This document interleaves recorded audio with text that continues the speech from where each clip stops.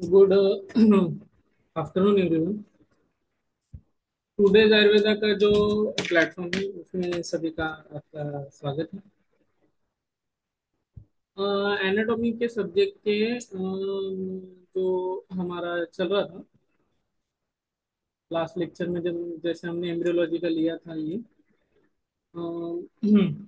तो उसके आगे का पार्ट हम लोग आज कंप्लीट करने वाले हैं थोड़ा सा। गर्भाशयाची स्थिती कशी असते ते आपण आज बघणार आहोत। गर्भाशयात वाढत असताना हळूहळू मोठं होतं, परंतु त्या मानाने गर्भाशयाचे प्रसरण होत नाही, ते काही मर्यादेपर्यंतच होते। त्यामुळे गर्भाशयात व्यवस्थित राहावा याकरिता गर्भाशयात असताना गर्भाचे सर्व अंग संकुचित होते, डोके अवनत होते, हातपाय पोटाशी दुमडून घेतलेल्या अवस्थेत गर्भाशयात राहतो। कारण 9 महिन्यांच्या शेवटी गर्भाची लांबी 18 इंच तर गर्भाशयाची पोकळी 9 इंच इतकी असते। संकोच झाल्यामुळेच गर्भाशयात राहू शकतो। गर्भाचे 7 महिन्यापर्यंत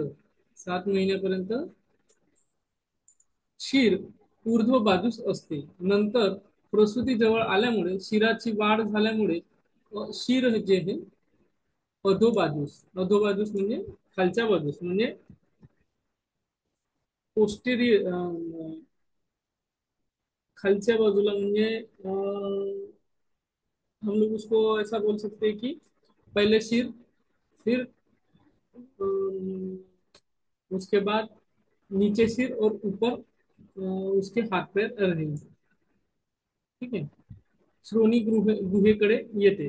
हे कुठं तर वजायना, जे काही आहे आपलं गर्भाशयाचं द्वार म्हणजे सर्विक्स आणि वजायना या एरियाच्या इंटरनल ऑस आणि एक्सटर्नल ऑस ह्या यांच्यामध्ये ते घट्ट फसलेलं असतं। समजा इंटरनल ऑस आणि एक्सटर्नल ऑस ह्या जे एरिया आहे त्या एरियामध्ये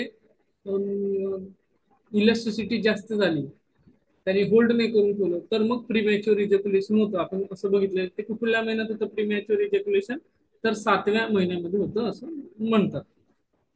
अशा अवस्थेला काय म्हणतात तर आभुग्नावस्था, आभुग्नावस्था इसको बोला जाता है।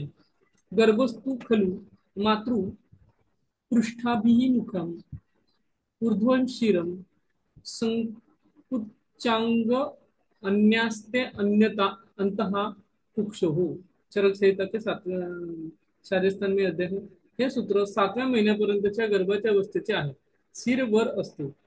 आभुग्नो अधिमुखो, आभुग्नो अधिमुखो, ये वर्ड आपको एमसीक्यू के लिए पूछा सकता है कि व्हाट इज द एग्जैक्ट ग्रंथोक्त वर्ण ऑफ दैट पर्टिकुलर पार्ट।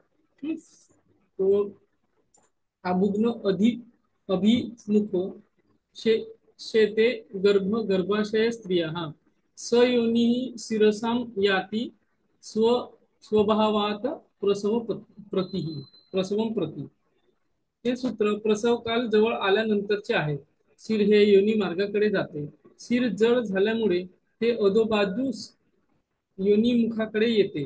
अंग प्रत्यंग निर्मिती कशी, तर गर्भावस्थेत गर्भाच्या अभ्यंतर भागातील अवयवांची निर्मिती ही कशी होते, कोणत्या शरीर भागापासून होते, हे खालील सूत्र मध्ये सुश्रुत जे आचार्य आहेत त्यांनी सांगितलेलं आहे।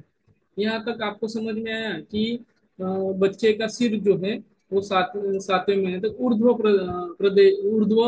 मतलब सिर ऊपर पैर नीचे ऐसे सिचुएशन में रहता है। जैसे जैसे हमें 7वां महीना क्रॉस हो जाता है तो 7वें महीने में हमें कौन सा प्रेजेंटेशन मिलता है, तो सिर जो है अधो भग्नो अधिमुखो, अधो भग्नो अभिमुखो, ये आपको टर्मिनोलॉजी याद करनी है। देयर इज एमसीक्यू लाइक अभुग्नो अधिमुखो ये कब दिखता है, तो वो कब दिखता है, इन द सेवेंथ मंथ जैसे क्रॉस होता है उसके बाद। हे सूत्र प्रसूत काळात जवळ आल्यानंतर दिसते। तो ये अंग प्रत्यंग निर्माण जो है अवयव निर्मिति, ये क्लिनिकल एस्पेक्ट से बहुत ज्यादा इंपॉर्टेंट टॉपिक है। आप कोई भी अगर काय चिकित्सा का बुक लेके पढ़ेंगे तो